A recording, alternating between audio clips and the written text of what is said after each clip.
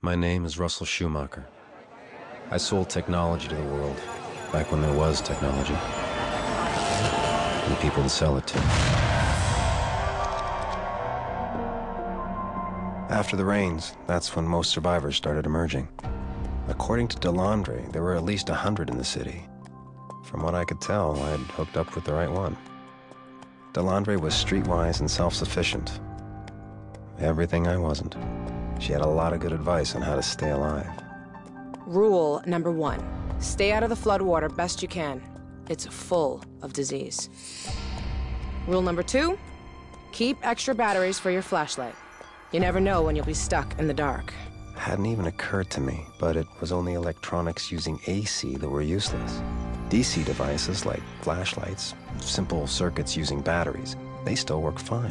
Rule number 3, always carry a gun.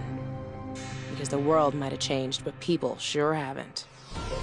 I asked DeLandre what she knew about the fall. Turned out, she witnessed it firsthand. Said she liked the graveyard shift. Less people in the streets, less distractions.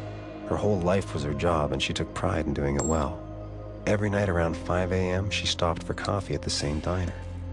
Night of the fall, she said she got a double shot because she was expecting trouble. Apparently, there was an all-units warning about 15 minutes before it all went down. She assumed it came from Homeland Security, but she didn't know.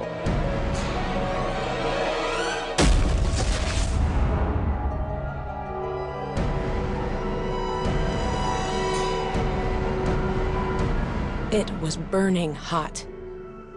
I didn't believe in God before that night. But I sure as hell do now. If the authorities knew something was coming, made me wonder what else they knew. DeLandre said nobody had a good explanation for the fall, at least nobody she'd talked to. As far as she was concerned, God just had enough. Back then, I didn't have enough evidence to argue. But as I talked to other survivors, I realized everybody was looking for answers, an explanation for the fall. We were alive, and that was definitely something to be thankful for. But it wasn't enough. We needed answers. Every survivor had a story to tell, another piece of the puzzle.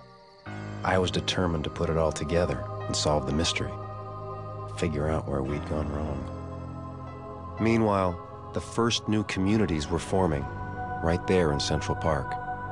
Bound by a need for human connection, civilization was rebuilding itself. And where we were headed, that was the biggest mystery of them all.